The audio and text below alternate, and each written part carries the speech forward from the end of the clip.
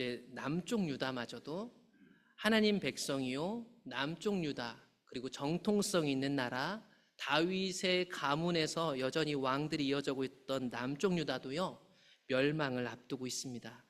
그래서 예전에 처음 나눠드린 표에 보시면 위쪽에 있는 북쪽 이스라엘은 이미 멸망했고요, 우리가 그동안 봤던 므낫세 왕, 요시야 왕, 이런 왕들이 등장하네요.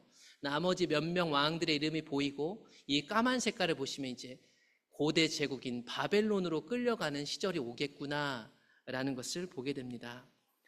여호와 보시기에 정직했던 다윗의 길로 행했던 요시야 왕이 대대적인 신앙개혁을 했지만 그 할아버지 므낫세가 저질렀던 죄가 다 용서되지 못하고 결국엔 남쪽 유다는 멸망에 이르게 됩니다. 그런 가운데 요시야가 가고 요시야의 아들인 여호아하스라는 왕이 들어서게 됩니다. 이 여호아하스라는 왕의 이름이 무슨 뜻이냐면요, 여호와께서 붙드신다, 여호와께서 잡고 계신다.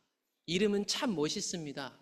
이런 왕이 됐고요, 23세가 되어 3개월을 다스렸대요. 과연 그는 그 이름값을 할 수 있을까요? 그런데 안타깝게도 그 여호와께서 붙드신다, 여호와께서 잡고 계신다 했던 그 왕, 그 이름을 가진 왕은 하나님 보시기에 악했다, 하나님 보시기에 악을 행했다. 단순히 왕으로서의 직무를 못했다, 무능했다 얘기가 아니죠. 하나님이 보실 때 그는 악하더라. 그동안 우리가 왕들에 대한 표현들을 보셨는데 이제 왕들이 다 끝나가니까 왕들에 대한 관용적 표현을 제가 보여드리면 눈치채신 분들은 채셨겠지만 왕들을 평가할 때 항상 평가에 2가지 평가가 나옵니다. 첫 번째는 하나님 보시기에 악했다. 또 다른 표현 하나는 하나님 보시기에 정직했다. 거기다가 하나 더 붙는 게 다윗처럼 살았다, 다윗의 모든 길로 행했다.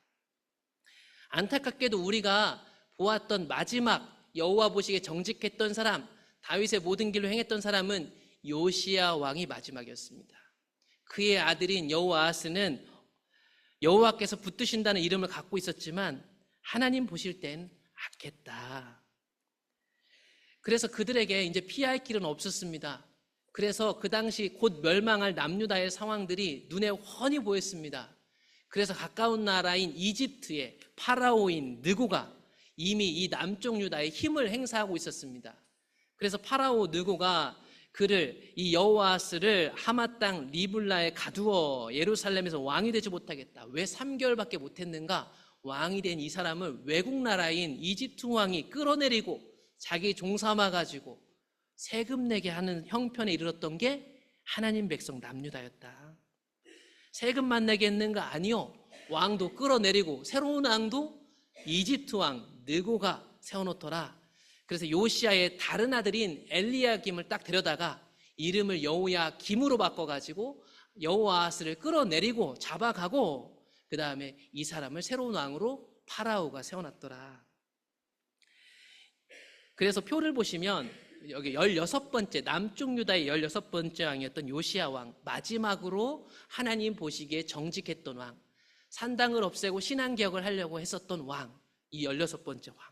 이 16번째 왕에 이어서 그의 아들인 17번째 왕 여호아하스가 들어섰으나 3개월 왕하고 이집트 왕으로 해서 폐위되고 이집트 왕이 여기에 있는 요시야의 다른 아들, 엄마가 다릅니다. 다른 아들인 엘리야김을 여호야김으로 개명시켜가지고 왕으로 세웠다. 엘리야김 이름 뜻은 또 뭐였냐면 하나님께서 일으키신다. 이집트 왕이 바꿔놓은 여호야김은 여호와께서 일으키신다, 이런 뜻이 있습니다. 여러분, 하나같이 하나님 보시기에 악했는데 그들의 이름은요 매우 신앙적인 이름을 갖고 있었습니다. 참 아이러니한 것이죠. 그러나 이 파라오 왕이 세웠으니까요, 이 여호야김은요 파라오 왕의 하수인에 불과합니다. 사실은 남쪽 유다의 왕은 누구의 하수인이 되어야 되냐면 하나님의 하수인, 하나님의 종이 되어야 되는데 파라오의 종이 된 거죠. 그래서 여호야김이 은과 금을 파라오에게 줘야 됩니다. 그래서 백성들한테 세금 징수해가지고 이집트에게 바치는 형국이었습니다. 이런 여호야김에 대해서는 어떻게 평가할까요? 성경이 이렇게 평가합니다. 여호야김이 왕이 오를 때 나이가 25세였습니다. 그분은 11년 동안 다스렸는데 하나님 보시기에 악을 행하였더라. 똑같죠? 똑같습니다. 마지막 보여지는 왕들의 이름은 다 대등하게 신앙적 이름이었지만 하나님 보시기에 악했다. 그런 가운데 남쪽 유다의 상황은 더욱 악화되어 갔는데요. 그 당시 대제국으로 이제 모든 나라를 먹으면서 다른 나라까지 다 자기 나라로 만들고 있었던 바벨론 왕 느부갓네살이 이제 이 남쪽 유다까지 먹고 있었습니다. 그래서 이 남쪽 유다까지 영향력을 끼쳐서 이제는 이집트가 아니라 바벨론 왕 느부갓네살이 여호야김 시대에는 유다에 많은 영향력을 행사하고 있었는데, 여호야김이 이제 그렇게 못하겠다 배반했다가 이제 공격이 들어오기 시작한 거예요. 우리가 오늘 읽은 내용이죠. 그래서 이 갈대아의 부대, 즉 바벨론 부대, 그리고 바벨론에 이제 속하게 된 다 제국에 속한 부대들이, 군대들이 유다를 쳐서 멸하려고 하는 일들이 벌어지기 시작했다. 여러분, 이해할 수 없는 일이죠. 하나님 백성들은 이 반대 일이 벌어져야 되는데 저 이방 나라들한테 공격받다니 말도 안 되는데, 오늘 우리가 읽은 본문에 보면 이거는 놀랄 일이 아닙니다. 왜냐하면 하나님께서 선지자를 통해서 이미 말씀하셨기 때문에. 갑자기 일어난 일이 아니에요. 그동안 하나님이 계속 선지자를 통해서 이런 일이 벌어질 거야 말씀하셨죠. 그 이유는 분명히 우리가 오늘 읽은 본문에 나타납니다. 므낫세 때문이다. 그리고 므낫세의 죄를 따라간 남유다 백성들이 받아야 될 죄의 대가였습니다. 그럼 므낫세를 따르는 남유다 백성들이 어떻게 살았는데요? 무죄한 자들의 피를 많이 흘렸죠. 여기서 무죄한 자들은 첫 번째는 선지자들을 가리킬 겁니다. 하나님 뜻대로 이렇게 살면 안 돼요 라고 가르쳤던 선지자들이 여기에 포함될 거고요. 또한 약자들을 가리킬 겁니다. 하나님 백성들은 약자를 보살피는 백성들인데, 므낫세와 그런 므낫세를 따르는 유다 백성들은 하나님 경외하지 않으니까 약자들을 착취하고 고통스럽게 했을 것입니다. 그들의 피, 그들의 고통에 대한 대가를 하나님이 치르게 하십니다. 그래서 이제 남쪽 유다가 이제 멸망의 기로에 서서 바벨론으로 끌려가는 일들이 벌어지기 시작합니다. 여러분, 여기서 포로로 끌려가는 게 얼마나 남쪽 유다 백성들의 큰 문제냐면, 지금 남쪽 유다 백성 살고 있는 이 땅은요, 하나님이 주신 땅이에요. 하나님이 다른 나라로부터 뺏어가지고 주셨고 거기다가 성전도 딱 세워놨단 말이에요. 그러니까 여기서 끌려가는 건 말이 안 되는 일인데, 그 말도 안 되는 일이 생겨나기 시작했어요. 역대하 36장에 그 내용이 자세히 나옵니다. 바벨론 왕 느부갓네살이 올라와서 그를 치고 그를 결박하여 바벨론을 잡아갔다. 여기서 그가 누구냐면 우리가 앞에서 봤던 여호야김이라는 왕입니다. 여호야김 왕을요, 이 느부갓네살을 갖고 잡아가고요, 여호와의 성전에 있는 성물들, 대부분 금이었거든요. 여호와의 성전에 있는 보물들을 이 사람들이 다 가져가기 시작합니다. 이게 바로 우리가 보통 성경에서 얘기하는 남쪽 유다 백성이 1차로 포로로 끌려갔던 시기인데, 여러분, 이때 이 1차로 포로로 끌려갈 때 같이 끌려갔던 사람이 누구냐면, 여러분들이 너무 잘 알고 성경에서 가장 사랑하는 다니엘이 이때 포로로 끌려가는 거예요. 그 다니엘이라는 성경을 딱 꺼내면 이 다니엘이 언제 끌려갔는지를 분명히 얘기해 줍니다. 유다 왕 여호야김이 다스린 지 3년이 되는 해, 그러니까 우리가 오늘 지금 보고 있는 이때, 이 상황 때, 이 여호야김이 끌려갈 때, 그래서 주께서 유다 왕 여호야김과 하나님의 성전 그릇 얼마를 그의 손에 넘겨서 이걸 가져갈 때, 이 여호야김과 함께 느부갓네살 누구를 데리고 왔는가? 이스라엘 자손 중에서 왕족들, 귀족들, 엘리트 집단들을 끌어갔더라. 이게 다니엘이라는 성경을 읽는 배경입니다. 그래서 제가 드렸던 표를 보시면 여기에 이 시대를 지금 우리가 읽고 있는데, 여기에 활동했던 선지자들 이름 나오죠. 예레미야, 다니엘, 에스겔. 그리고 이때 1차 포로로 끌려갔던 이때가 1차 포로, 다니엘과 친구들이 1차로 포로로 끌려갔다. 이렇게 포로로 끌려가고 났으니까 이제 남쪽 유다 아직 완전히 멸망한 건 아니니까 다음 왕이 또 세워져야 할 거 아니에요? 그 다음 왕이 누가 세워지냐면 끌려간 여호야김의 아들인 여호야긴이 이제 왕이 됩니다. 여고냐라고도 하고요.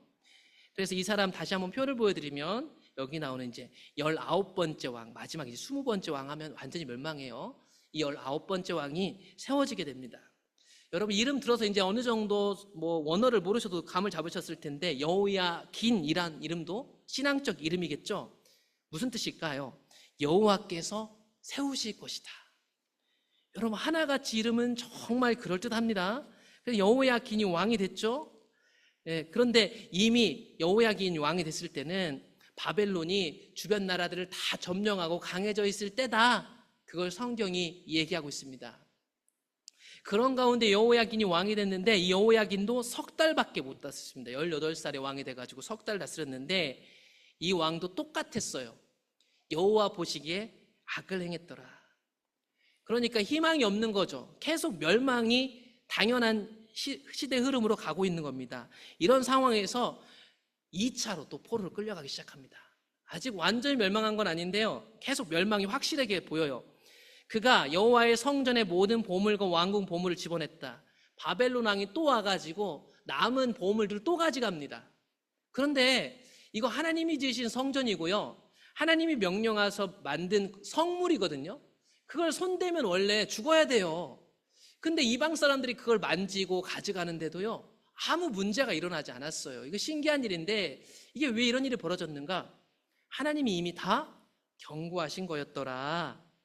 그래서 열왕기상 9장에 가보면 솔로몬이 이 성전을 짓고 하나님 앞에 기도했을 때 하나님이 그 기도의 응답으로 이런 얘기를 하신 적이 있습니다. 솔로몬아, 만일 너희나 너희의 자손이 아주 돌아서서 나 여호와를 따르지 아니하며 내가 너희 앞에 둔 나의 계명과 법도를 지키지 아니하고, 즉 말씀으로 살지 아니하고, 말씀으로 살지 않으면 어떻게 될까요? 자신들이 원하는 신들을 만드는 거죠. 다른 신을 섬기고 그것을 경배하면 이스라엘을 내가 그들에게 준 땅에서 끊어버릴 것이다. 여러분, 하나님이 주신 거예요. 얼마나 권위 있는 땅이에요. 그 땅에서 쫓겨나거나 끊어질 것이다. 또한 내 이름을 위하여 내가 거룩하게 구별한 이 성전도 내 앞에서 나는 던져버릴 수 있다. 여러분, 그러니까요, 이 성전이 생길 때부터 하나님은 얘기하셨어요.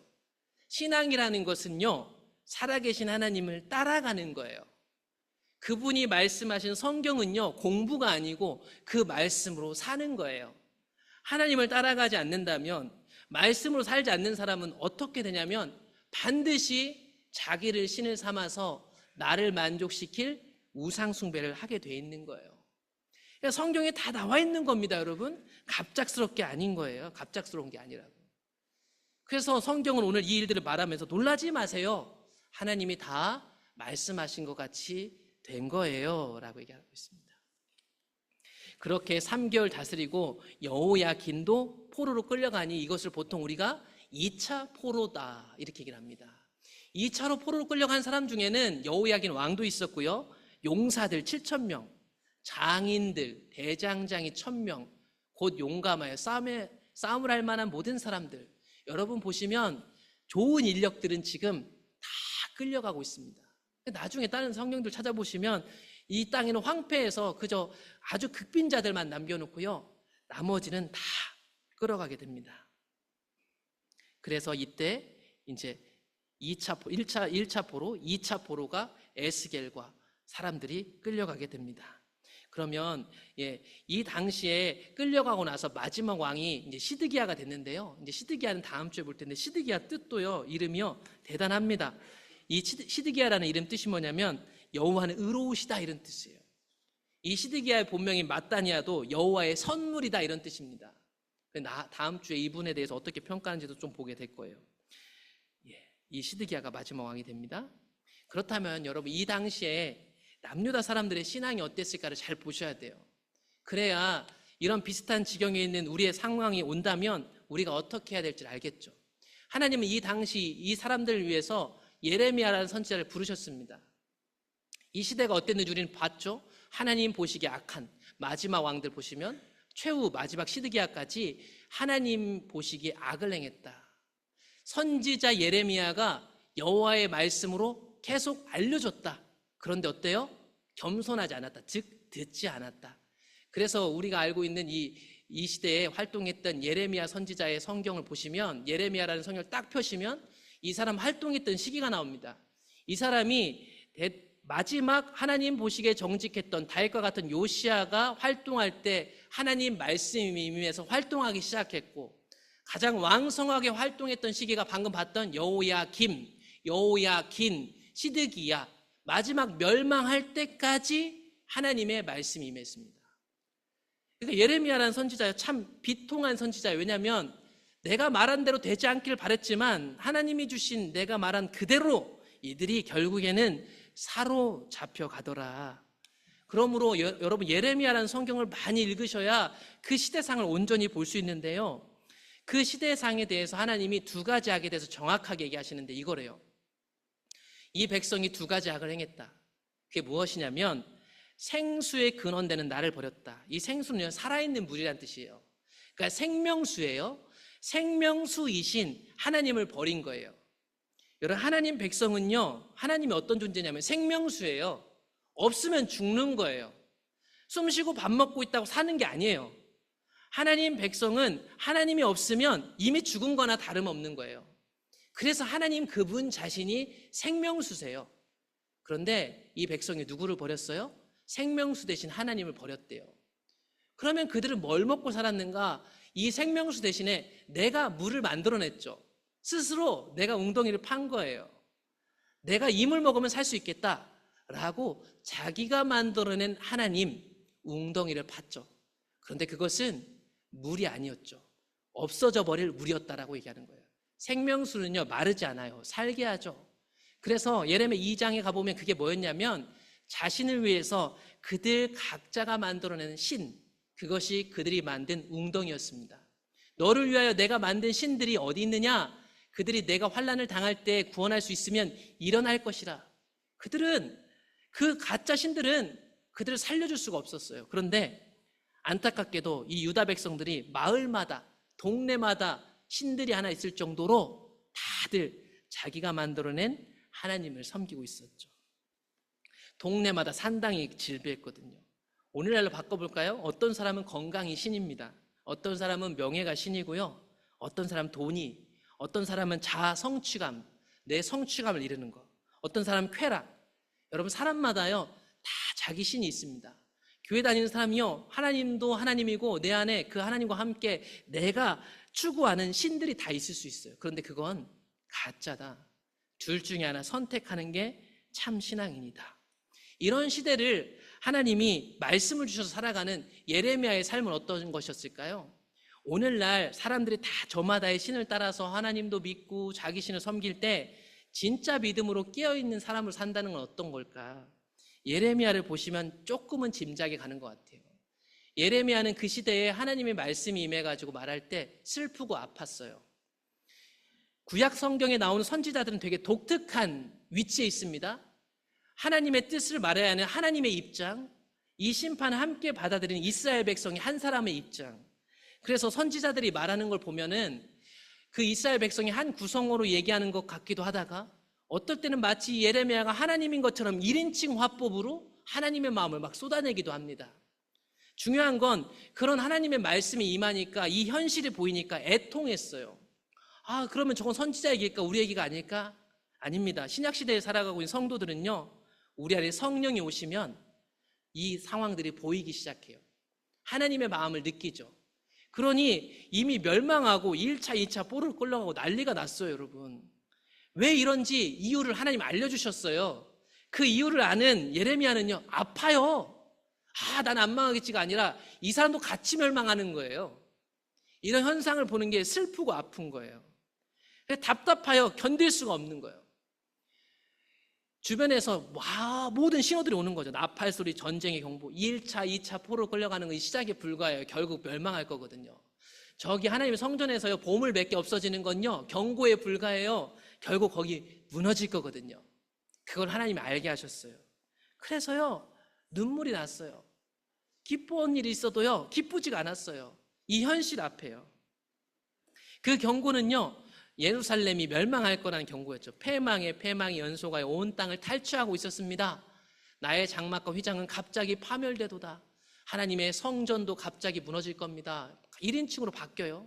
내가 저 깃발을 보며 나팔 소리, 경고 소리죠. 들을 때 언제까지 이걸 들어야 할까? 내 백성은 나를 알지 못하는 어리석은 자구나. 지각이 없는 미련한 자식이다. 예레미야가요, 지금은 이제 하나님이 돼가지고 1인칭으로 얘기합니다. 하나님 백성들이 하나님을 몰라요. 미련해요. 악을 행하기에는 지각이 있어요. 하나님이 보시기에 악한 행동을 하는 데는 똑똑한데요, 하나님 뜻대로 사는 것이 무엇인지를 전혀 모르고 있는 거예요. 그런데 여러분, 이런 상태에서 예레미야 같은 선지자가 막 나타나서 하나님께 회개해야 합니다, 돌아가야 합니다 하는데 그들이 왜 회개하지 못했는 줄 아세요? 이 회개의 길을 가로막고 있었던 거짓말들이 있었기 때문입니다. 예레미야 6장 13절에 가보면 그 당시 유다 백성들에겐 욕심이 가득했다는 걸 알 수 있어요. 예레미야를 한번 더 자세히 읽어보면요, 제가 표현하는 것보다 훨씬 더 강해요. 이는 이 남유다 백성들이 가장 작은 자부터 큰 자까지 다 탐욕을 부렸다. 여러분, 하나님 백성들이요, 욕심이 다 많았어요. 어린아이부터 어른까지 다 자기 욕심을 채우고 싶은 거예요. 그 욕심을 채우는데 옆에서 같이 욕심을 채우고 있었던 사람들도 누가 있었냐면 선지자, 제사장. 여러분, 하나님의 말씀이 임했던 사람이죠. 그러니까 선지자라고 부르지 않겠어요? 과거에 하나님의 말씀이다 감동을 받아 전했던 사람, 심지어 지금은 제사도 주관하고 성경도 가르치는 목사 역할 비슷하게 했던 제사장까지 다 거짓말을 행하고 있었는데, 그 거짓말이 뭐였냐? 하나님 백성들이 하나님을 떠나서 두드려 맞고 있었는데, 그래서 백성들이 상처가 가득한데 그거를 대수롭게 여기지 않으면서 사람들한테 이렇게 설교했습니다. 여러분 괜찮습니다, 괜찮아요, 이렇게 얘기했다는 거죠. 지금 망하게 생겼는데 그들이 뭐라고 했냐면, 여러분 우리가 하나님 백성인데 망하겠어요? 우리 망하지 않습니다. 그런데 하나님 얘기하세요. 그들이 평강하다고 하는데 아니, 평강이 하나도 없는데. 이게 그 당시 현실이었습니다. 예레미야는 평강이 없는 현실을 보았고 그게 현장에서 이루어지고 있었는데도 설교하고 백성들을 이끄는 지도자들이 여러분 괜찮아요, 괜찮다니까, 하나님은 사랑의 하나님인데, 이런 설교들과 가르침이 그들 가운데 가득했는데, 그 거짓을 만들어내는 사람들의 태도를 보십시오. 그렇게 설교하고 말하는 그들이 가증한 일을 행할 때 부끄러워했느냐? 아니라 조금도 부끄러워하지 않을 뿐 아니라 얼굴도 빨개지지 않았어요. 그러므로 그들이 엎드러지는 자와 함께 엎드러질 것이다, 내가 그들을 벌할 것이다, 그때 그들이 거꾸러지리라. 여러분, 이런 거짓말을 듣는 사람이나 하는 사람이나 다 얼굴 하나 빨개지지 않고 자유로웠어요. 왜 그런 줄 아세요? 뭐가 잘못됐는지 자체를 모르기 때문에. 분별력을 상실한 시대인 거죠. 그래서 하나님은 예레미야를 통해서 이 시대에 사는 길을 가르쳐 줬어요. 여호와께서 이와 같이 말씀하시되 여러분들이 평강을 찾는데 진짜 평강은 어디 있는지 잘 찾아보세요. 너희는 길에 서서 보며 옛적 길, 선한 길이 어디 있는지 알아보고 그리로 가라. 너희 심령이 평강을 얻을 것이다. 여러분, 그냥 내버려 두지 않고 분별력이 없는 그들에게 하나님 예레미야를 통해 하신 말이 뭐냐면, 옛적 길, 선한 길은요 그들의 역사거든요. 그러면 그들에게 있는 성경이에요. 너희들 안에 있는 모세오경을 잘 봐라. 출애굽 이스라엘 백성들 어떻게 사는지 잘 읽어봐. 그러면 어디로 가야 되는지 알 거야. 거기에 진짜 평강이 있다. 이거 오늘날로 바라면 성경 보라는 거예요. 여러분, 성경을 좀 읽어보시라니까요.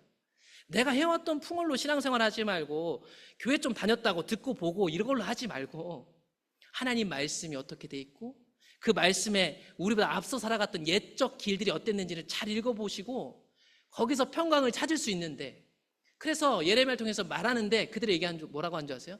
우리는 그렇게 가지 않겠습니다. 거절하죠. 아, 그래요, 성경에 읽는 거 힘들까? 그래서 하나님이 시끄러운 파수꾼을, 예레미야 같은 사람 보냅니다. 뭐 말이 안 통하는 사람이죠. 하나님 말씀하셨다고 뭐 할 말 안 할 말 다 아는 사람이죠. 시끄러워요. 원래 근데 파수꾼은 시끄러워야 되죠. 파수꾼을 세워 나팔 소리를 들으라. 예레미야 같은 파수꾼, 선지자들이 나타나서 초치는 소리를 하는 거죠. 1차, 2차 포로로 끌려갔지만 우리 회복할 수 있다, 이런 설교 듣고 사는 사람들한테 아니요, 우리 망한다니까요, 그걸로 회개를 촉구했지만 그들은 듣지 않죠. 듣지 않습니다. 그게 그 당시 그들에게 가득한 거짓말들. 여러분, 이 거짓말을 떠받치기 위해서요 신학적 지식들, 심지어 성경의 일부 지식이 사용되기 시작했습니다. 그래서 예레미야 7장에 보면 이들이 이 거짓 신학을 그냥 갖고 있었던 게 아니라 이걸 뒷받침해주는 성전 신학이 있었어요. 그래서 하나님이 이번엔 예레미야를 성전 앞으로 보냅니다. 그 여호와의 집 성전 앞으로 보내가지고 예레미야야, 여기 예배드리러, 제사드리러 오는 하나님 백성들에게 너 이렇게 말을 전해라. 이렇게 해서 말하기 시작해요. 하나님 이렇게 얘기합니다. 이스라엘의 하나님께서 이와 같이 말씀하시더라. 너희 길과 행위를 바르게 하라. 그리하면 내가 너희로 이곳에 살게 하리라. 이 사람들이 왜 이렇게 성전에 오는지 여기 이유가 나와요. 이 사람들 지금 1차로 2차로 포로로 끌려가고 있어요. 나라가 곧 멸망할 것 같이 객관적으로 보이기 시작했어요. 그래서 그들은 안 망하고 싶었어요. 그러니까 지금 이 성전에 와서 계속 주여 주여 우리 안 망하게 해주세요. 안 망하게 해주세요. 이렇게 예배하러 오는 거예요. 그냥 하나님이 얘기하시는 거예요. 야, 너희들 살고 싶니? 안 망하고 싶니? 그러면 너희 길과 행위를 먼저 바르게 해야 하지 않겠니? 라고 얘기하고 있는 것입니다. 그러면서 하나님이 예레미야를 통해 이렇게 얘기합니다. 너희는 이것이 여호와의 성전이다. 여기 하나님이 주신 성전이다. 솔로몬에게 허락하신 성전이다. 그렇게 말하는데 그거 거짓말이다 이렇게 얘기합니다. 오늘날에 내가 오랫동안 믿고 다녔던 교회가 있는데 어느 선지자가 와가지고 여기엔 성령이 없는 교회입니다. 여기 하나님이 교회 없대요. 하나님이 함께 안 하시는 교회가 아니래요. 이것보다 훨씬 더 충격적인 말, 그 말을 예레미야한테 하게 하셨어요. 이들에게는 이 성전이라는 것이 자기가 원할 때 갖다 쓰는 하나의 도구로 전락해 있는 거예요. 종교로 전락해 있는 거죠. 그들의 거짓 평강을 떠받치는 것이 이 성전이었어요. 계속 볼까요? 너희가 만일 길과 행위를 참으로 바르게 하여 이웃들 사이에서 정의를 행하고 이방인, 나그네, 고아, 과부 압제하지 않고 무죄한 자의 피를 이곳에 흘리지 아니하며 다른 우상 숭배하지 않으면 살게 해주겠다는 거예요. 그러니까 이 당시 이스라엘 백성들은, 남유다 백성들 다 어떻게 살았어요? 자기를 위해 살았던 거예요. 자기를, 내 만족을 위해서. 여러분, 하나님 백성은요 자기를 위해 살지 않습니다. 자기를 위해 살지 않는 사람들은 내 관계망에 들어온 약자들의 것을 빼앗지 않아요. 여러분, 안타깝지만 인정하고 싶지 않지만 세상에서요 잘 먹고 잘 살고 성공하려면요 나와의 경쟁에 있는 약한 사람들을 다 짓밟고 올라서야 돼요. 그러다 보면요 약자들이 보이면 나도 모르게 그들을 내가 착취하고 있는 거예요. 여러분, 착취하지 않다고 생각했지만 이 사회 시스템이, 세상 시스템이, 생존 시스템이 그렇게 되어 있어요. 그런데 하나님 백성은 그렇게 살지 않는단 말이죠. 그런데 그들은 그렇게 살고 있었어요. 하나님을 떠났기 때문이에요. 그래서 얘기하는 거예요. 하나님 뜻대로 살으라고 얘기하는 거예요. 여러분, 선행을 베풀라는 얘기가 아닙니다. 하나님께 돌아와서 하나님 뜻대로 사는 것, 하나님 말씀으로 살라는 거예요. 회개하라는 거죠. 내가 너희를 이곳에 살게 해줄게. 그러면 여기 내가 준 땅이잖아. 그런데 그들은요 그 말을 돌이키지 않았어요. 그냥 그들은 이 성전은 솔로몬 성전이고 하나님이 여기서 예배 드리고 제사 드리면 기도하면 다 들어준다고 했어 라고 하는 일부 지식을 가지고, 그 신학을 가지고 거짓말을 계속 의존했어요. 능력이 없죠. 무익하다는 건 능력이 없는 거예요. 능력 없는 거짓말에 의존해서 신앙생활하는 거예요. 왜 이렇게 이들이 성전 만능주의, 성전 신학을 가지고 거짓 평강 가운데 취해 살았는 줄 아세요? 9절에 나와요. 또다시 자기 삶으로 가서 도둑질하고 살인하고 간음하고 거짓 맹세하고 우상 숭배하고 다른 신들 따르려고요. 그래서 예레미야 7장 9절에 보시면 너희가 이런 악하게 살면서 우상 숭배적 삶을 살면서 내 이름으로 일컬음을 받는다는 이 성전에 들어와서 하나님 앞에 서서 이렇게 말한답니다. 우리가 구원을 얻었습니다. 이렇게 얘기한대요. 근데 하나님 다 알고 계셨어요. 왜 이렇게 하는지. 이것은 이 모든 가증한 일을 행하려는 것이다. 이 앞에 나온 밑줄 그은 이 삶을요 또 살으려고 성전에 와서 나 천국 백성 맞죠? 자기 혼자 막 외치고 가는 거예요. 또다시 세상에서 마귀 자식, 지옥 백성처럼 살라고, 자기를 위해 살려고. 그렇게 성전이 이제는 강도의 소굴이 된 거예요. 그래서 하나님 얘기하잖아요. 내 이름으로 일컬음 받는 이 집이 너희들 눈에는 도둑의 소굴로 보이느냐? 여러분, 거룩한 백성이 모이는 이곳이 도둑들이 가득한 공간이 돼버린 거예요. 이 말씀을 고스란히 예수님이 오셔가지고 인용하죠. 예수님 시대의 성전도 똑같았거든요. 여러분, 교회는, 하나님의 백성들은 거룩한 백성들이에요. 그런데 여기에 도둑들이 가득 모였을 수 있습니다. 앞에서 나오는 그 도둑들이 가득 모여있는데 도둑으로 살고 있는데도 불구하고 내가 도둑입니다 하나님 인정하는 게 아니고, 괜찮아, 도둑이면 어때? 하나님 성전이, 하나님 약속이 있는데. 오늘날 십자가의 은혜 교리가 교회 안에서 마치 이 성전 신학처럼 오용되고 있습니다. 그래서 사람들이 회개하지 않아요. 하나님 말씀을 말씀대로 전하고 회개를 촉구하면 자기를 친다고 생각해요.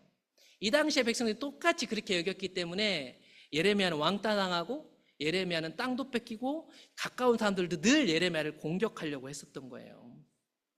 1차와 2차 포로로 끌려간 그 시절, 그 당시 하나님의 길은 뭐였을까요?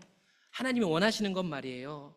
그래서 29장에 가보면 예레미야 29장에 하나님이 이 남아있는 백성들에게만 예레미야에게 선포하게 한 게 아니고 포로로 끌려가 있는 1차, 2차에 끌려가 있는 그 백성들에게 편지를 보내라고 해요. 예레미야 29장에 보면 선지자 예레미야가 예루살렘에서 바벨론을 끌고 간 포로에 남아있는 사람, 그때가 언제냐면 여고니아 왕과 그 사람들이 끌려갔을 때, 그러니까 2차 포로, 1차 포로, 2차 포로까지 다 끌려가고 끌려간 사람들에게 편지를 보내래요. 그 편지 내용은 이겁니다. 여러분 못 돌아옵니다, 이 얘기예요. 포로로 끌려갔던 사람들도 똑같은 믿음을 갖고 있었으니까 우리가 지금 포로로 끌려왔지만 우리 다시 돌아갈 수 있을 거야 라는 생각을 갖고 있었던 거예요. 하나님이 예레미야를 통해서 뭐라고 했냐면 여러분 못 돌아오니까 거기서 사세요. 거기서 농사 짓고 사세요. 거기서 자녀 낳고 숫자 줄어지지 않게 열심히 사세요. 심지어 이렇게 얘기합니다. 우리를 멸망하게 한 이 세상 나라 바벨론을 위해서 기도해야 돼요. 왜냐하면 여러분들 거기서 살아야 되거든요. 거기서 그 성읍을 위해서, 그 지도자들을 위해서 기도하면서 거기서 버티고 사세요. 그들 가운데서도 거짓말이 있었습니다, 여러분. 성전이 없는 이 바벨론 땅에 끌려온 사람들 가운데서도 선지자가 있고 제사장이 있었거든요. 그들이 거짓말하는 거예요. 그래서 하나님이 이렇게 얘기합니다. 포로로 끌려간 너희 중에 있는 선지자들에게와 점쟁이에게 미혹되지 말아라. 심지어 이 당시엔 하나님 꿈으로도 계시하셨는데 너희가 꾼 꿈도 고지 듣고 믿지 말아라.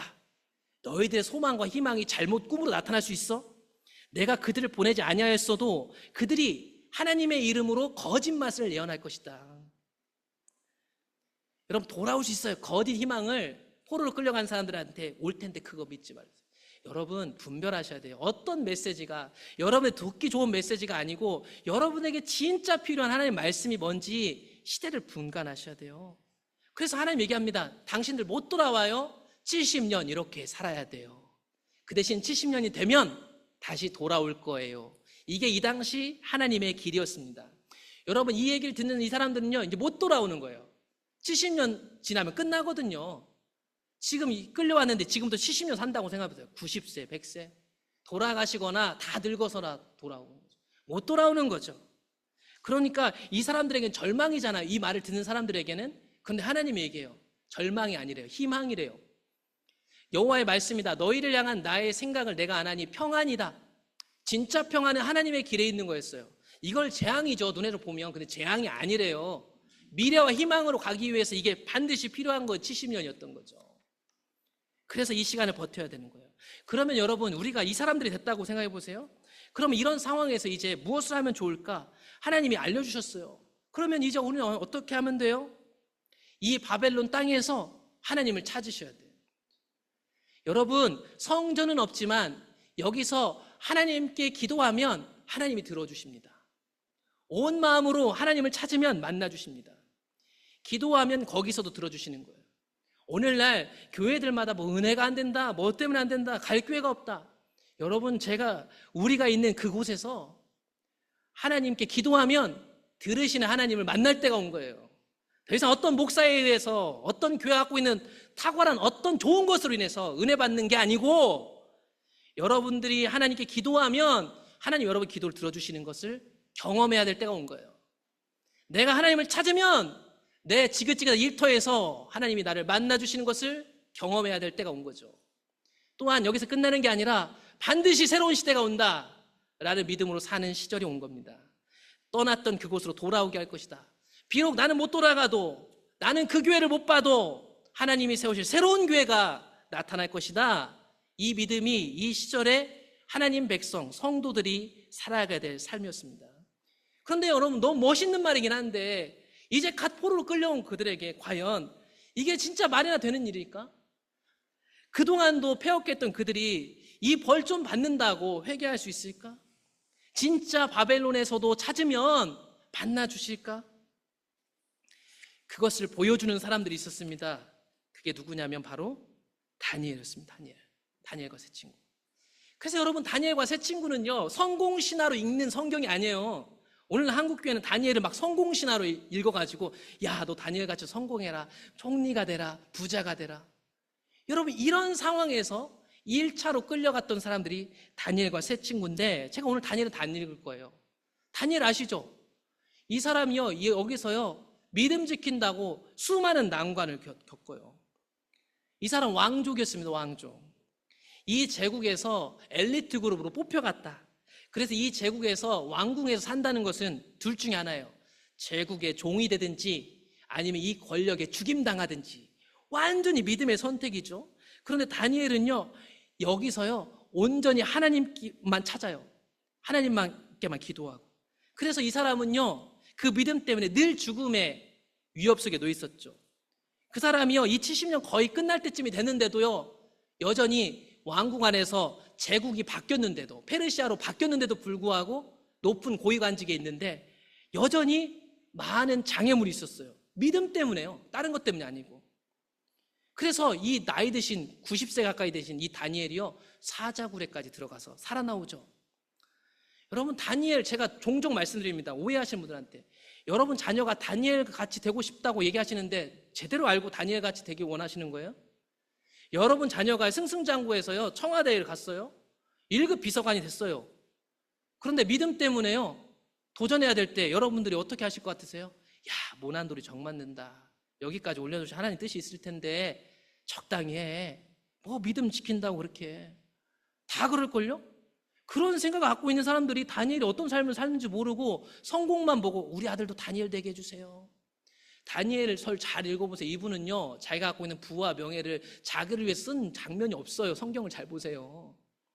이 시절에 하나님을 찾고 만나면 하나님이 함께 해주신다는 것을 온 포로들이 아마 이 사람을 통해서 봤을 거예요. 그런데 정작 이 사람은 참 불쌍해요. 왜냐하면 계속 죽을 고비를 넘겨야 했으니까. 그게 다니엘의 삶이었다니까요. 그런 삶의 막바지쯤에 다니엘은 알게 됐어요. 그것도 성경을 통해서. 다니엘 9장에 나오죠. 정권이 바뀌고 나라가 바뀌는데 여전히 내가 승승장구하고 있더라. 그런 가운데 하나님이 주신 말씀을 알게 됐죠. 다니엘이 책을 통해 여호와께서 말씀으로 선지자 예레미야에게 주신 그 70년의 비밀을 깨달았다.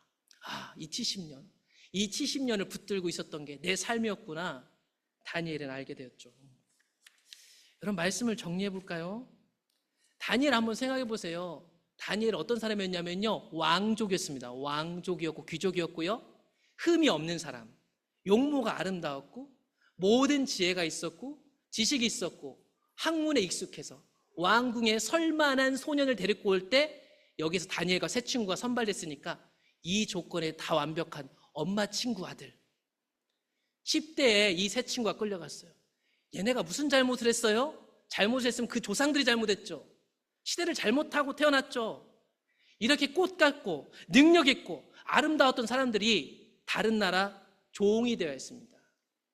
꽃 같은 10대 다니엘과 세 친구는 사실은 꽃 같은 사람들이었는데 꽃이 아니었어요.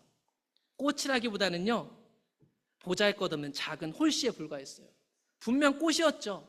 그런데 꽃으로 살 수가 없었어요. 이 시절이 그랬어요. 그저 산산이 각자 도생하듯이 바람에 실려서 어디로 떨어질지 모르는 신세였단 말이에요.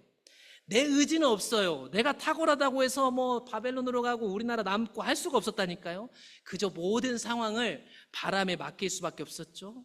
그러나 그 바람에 맡긴 삶이 비록 포로 생활이었지만 거기서 그 다니엘과 세 친구를 통해서 새로운 세대들이 생겨나게 됩니다. 그래서 나중에 70년 살고 돌아오는 거예요. 외국에서 나고 자란 애들이 신앙이 나보다 더 좋다는 거죠. 교회 어릴 때부터 제대로 안 다니고 성전도 없이 하나님 찾고 했던 애들이 하나님을 만나고 기도해주면 들어지는 하나님 알아가지고 검은 머리 외국인이 다 된 애들이 우리 옛날 신앙했던 방식으로 새벽 기도 나오고 기도하고 싶고 교회 봉사하고 헌신하는 애들이 되어 있었더라. 그게 다니엘과 세 친구 얘기입니다. 오늘날 어때요, 여러분? 사람들 다 꽃길만 걷자. 누가 화환을 보면 이제는 우리 꽃길 걷자. 애부터 노인까지 다 자기에게 맞춰주길 바래요. 다 꽃길만 걷고 싶어요. 다 꽃이 되고 싶어요. 주인공이 되고 싶어 한단 말이에요. 그런데 오늘날 현재를 살고 있는 성도라면, 신실한 믿음을 갖고 있는 사람이라면 꽃보다는 한 송이 꽃을 피우기 위해서 자기 몸을 희생하는 홀씨가 되어야 할 때가 바로 이 시기인 거예요. 그것이 이 시기를 사는 성도들의 애통인 거예요. 그러므로 성도 여러분, 한 송이 꽃을 피우기에 이제 홀씨가 되십시오. 어디든지 나라가 죽게 붙어 있어 거기서 자라 꽃이 될 준비를 만드는 사람이 되어야 됩니다. 열매 따먹으려고 하지 마세요. 꽃이 되려고 하지 마세요. 하나님을 위해서 희생하는 사람이 되어야 됩니다. 그렇게 70년이 지나고 나면요, 꽃밭이 되는 거예요. 다시 돌아오는 거예요. 그 길을 준비하는 저와 성도님들, 우리 교회가 되기를 간절히 기도해 봅니다.